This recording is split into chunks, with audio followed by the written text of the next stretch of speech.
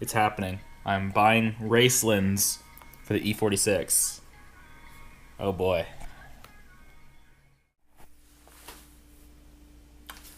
Look, I've got a package in the mail. I wonder what it is. Anyway, yes, I ordered a set of Raceland Ultimo coilers for the Project E46. I was so sick of dealing with all the used suspension parts I kept pulling off of junk cars that I just wanted to buy something new. And I thought it'd be kind of funny to try Racelands because it's like the ubiquitous cheap, really cheap, super cheap coilover. So we're gonna see if they're any good. Crucially, Racelands do have a warranty, which was nice. It's a big upgrade from the used cheap garbage parts I'm used to working with. So let's unbox these Raceland Ultimo coilovers, install them on the car, and see how it goes. So for those who don't know, Raceland offers what are basically $400 to $500 coilovers for just about every single car on the market. They have base coilers and they have the Ultimo, which is usually just stiffer springs and slightly different damping. I sprung for the Ultimos, which were $430, I believe, plus $20 in shipping or whatever it was. And I'm actually really surprised by how well this box is packaged. Coilovers aren't particularly heavy. When I picked this box up, it was super, super heavy. And I see now it's because I tried to tip it over. This thing is really tightly packaged. So let's see what's in each of these boxes. Alright, so here's everything you get when you order a set of Raceland Ultimo coilovers. Rear springs, rear shocks, front struts already assembled, rear ride height adjusters, coilover spanners, and modified front end links for the lowered ride height. Overall, it's a pretty nice package. There's a couple cool little things I did like the engraving of the Raceland, the part number on the struts and the shocks. That's a very nice little touch. Likewise, the powder coating they use on the shocks looks very nice, kind of a good aesthetic. Although I do have to say that if you look at the rear coil springs, you can see that the ends of the coil spring aren't exactly the nicest. I've seen like the H&R lowering springs I have in the car have a nice clean cut there where the coil ends. And they're both like that. And there's a few little scuffs in the powder coat and stuff like that, but it's ultimately not that big of a deal. Yeah. Overall, the packaging looks pretty solid. It seems like it's a pretty decent setup all in, just kind of taking a peek around. Alright, I guess the next step is to go out to the car and start installing it and kind of see what happens. So actually, before I go out to the car and install the Racelands, I wanted to show you a quick thing. I took apart the front struts. Here's the main spring, and this is a helper. For a helper, it's actually pretty stiff. Like I can only barely compress it by hand. I wanted to kind of show you some details here. So it is pretty cool that on these tender springs, they do use an anti-binding collar setup. The technical term for these is escaping me. I call them thrust washers, but there's one here on top of the tender spring and one down here, this little black guy. And what these do is they allow the spring to rotate on the perch without binding up. Now sometimes when you install coilovers on a car, if they don't have these thrust washers, when the spring goes to turn, like when you turn the steering wheel, you'll hear a popping or a binding sound. So it's pretty nice that they included that in the package, a kind of a good little nod to quality. I'm very curious kind of how this is going to work. This is my first time using a helper spring. Oh yeah, one more thing I just thought of. It seems like with a lot of the inexpensive coilovers you can buy for an E46, they do not come with any sort of top hat. There's basically just an upper spring perch here. And it's up to you to supply top hats. In this case, I'll be explaining my solution to this once we're out in the car. But yeah, you do need to keep your top hats from your stock suspension when you go to swap these cheap coilovers onto your E46. So just keep that in mind. So even if your shocks are blown, don't just throw the whole thing out, and make sure to keep your strut tops and all that cool stuff, just in case you actually do end up needing them for your coilovers, which in this case I will. Alright, and I think that's finally everything I have to say about these Racelands, so let's go install them and see what happens.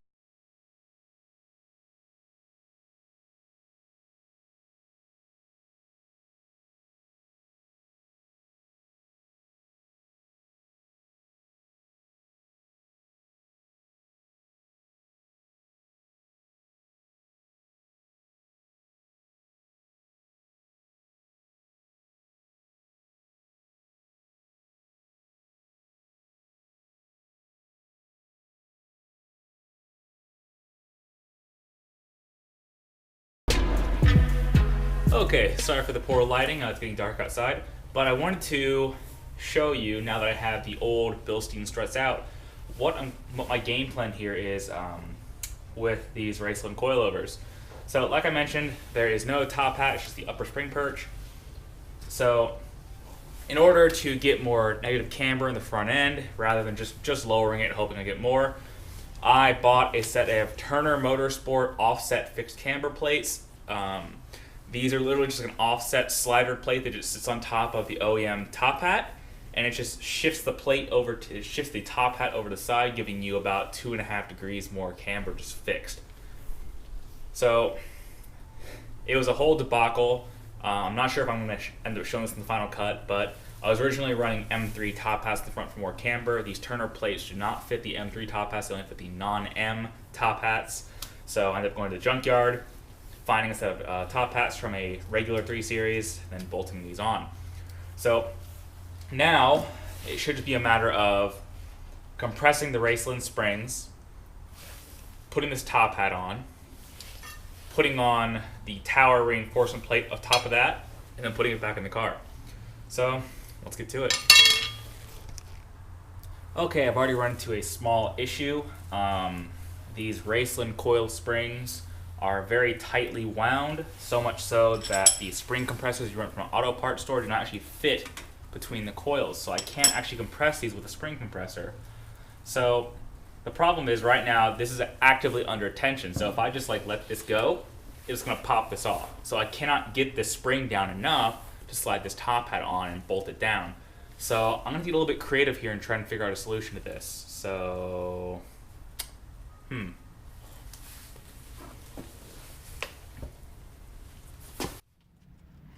Alright guys, cutting to voiceover for a minute to better explain things. So as you saw, I was having trouble actually assembling the front coilovers of the Racelands.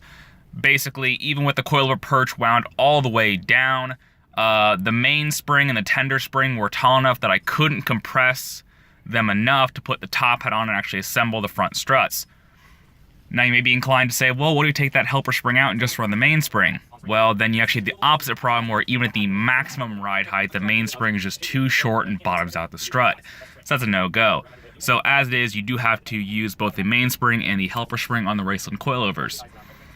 And as you also heard, because those coilover springs are so small, I couldn't actually fit a typical spring compressor on them to compress the springs, and obviously they're very stiff, so I couldn't compress them by hand either.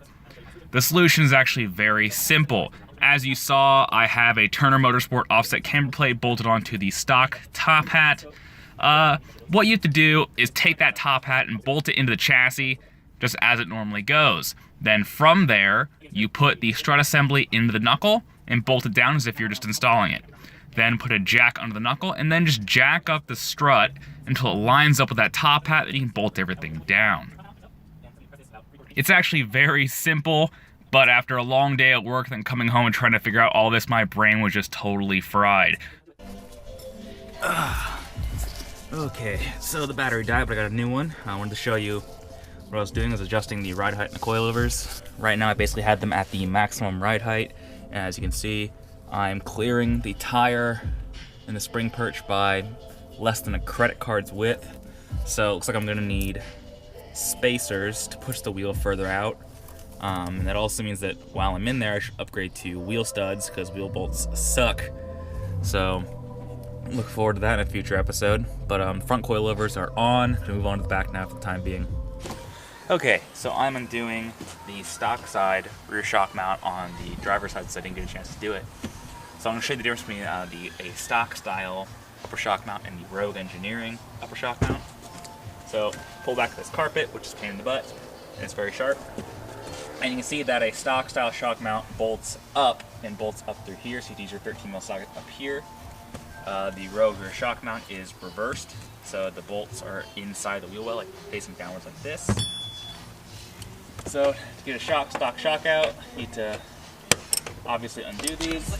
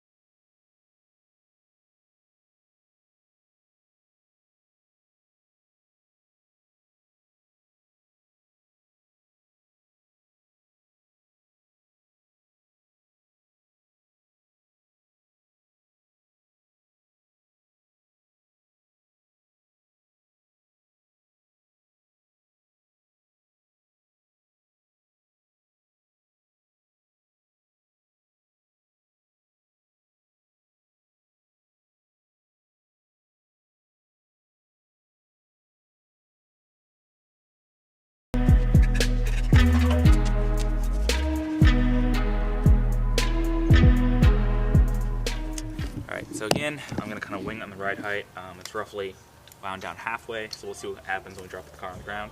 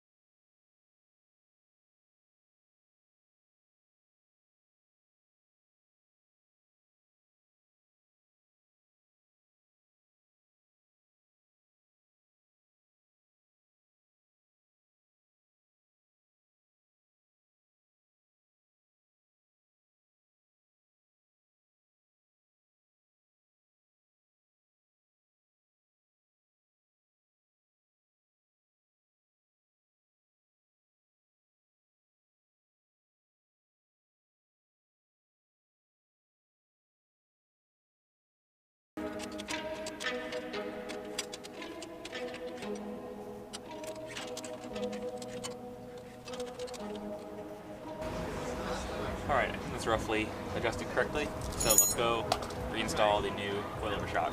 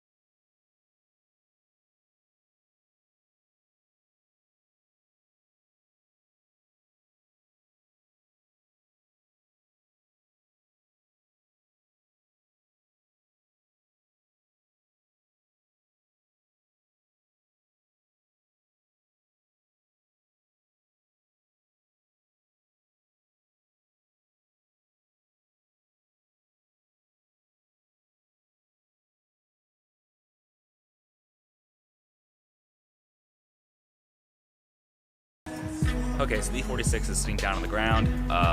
The ride heights are all messed up from side to side to side to side. So the driver front needs to come up, the passenger rear needs to come up, and I think the passenger front and driver rear are okay. They both have about a finger's gap.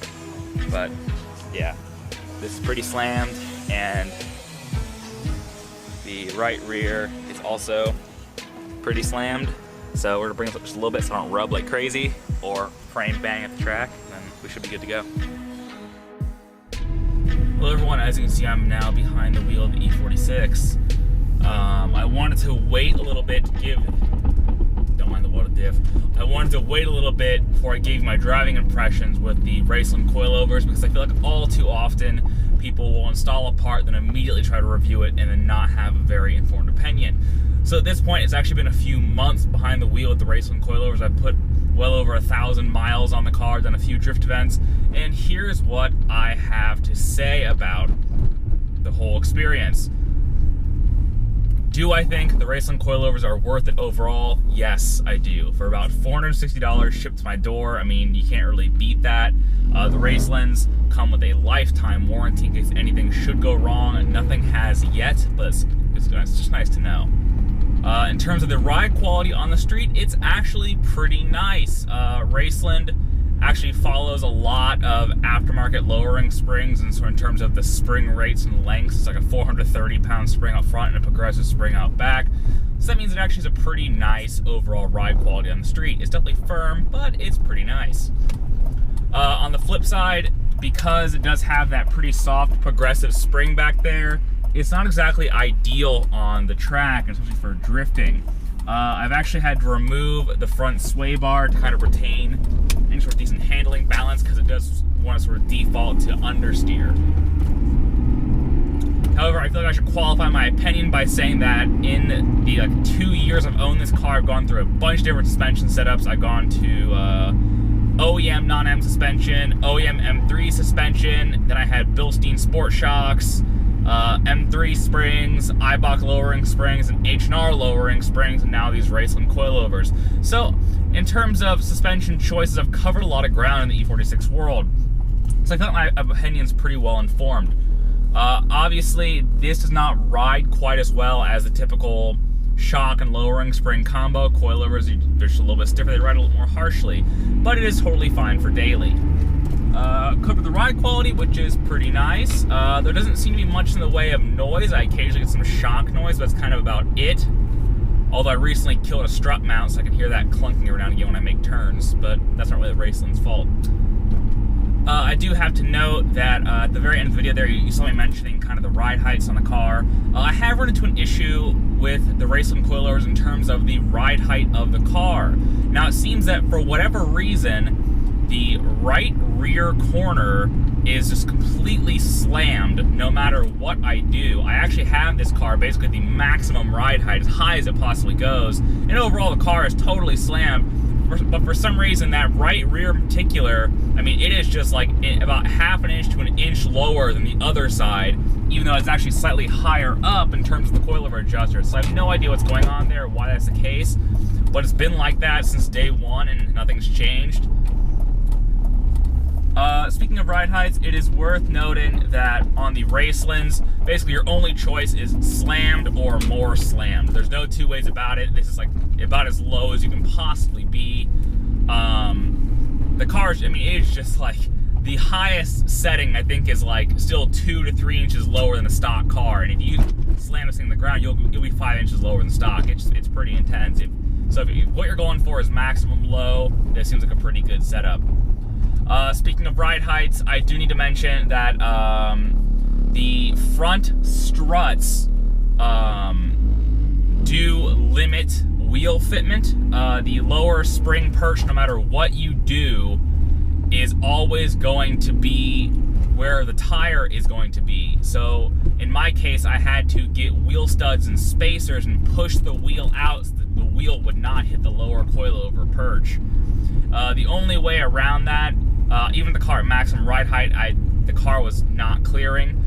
You could either get shorter springs and then rise the perch up even further, or do what I did and get wheel studs and spacers, which you'll see in the next episode.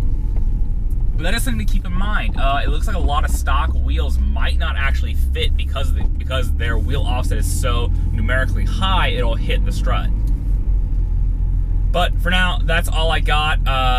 The Raceland Coilovers, as I said, for the money, have been excellent. I absolutely do recommend them, as long as you're willing to understand that there are some compromises involved with such a cheap coilover. But still, they do okay on the track. They're pretty good on the street, and if you're okay with spacers or having the right wheel fitment to kind of make everything work, they will absolutely slam your car to the ground. So that's been my Raceland video. Unboxing, initial impressions, install, and review. If you have any questions at all, please leave them in the comments down below. I try to read all the comments when I can. Thank you very much for watching, and stay tuned for the next episode of Project E46. Alright, take care. Bye.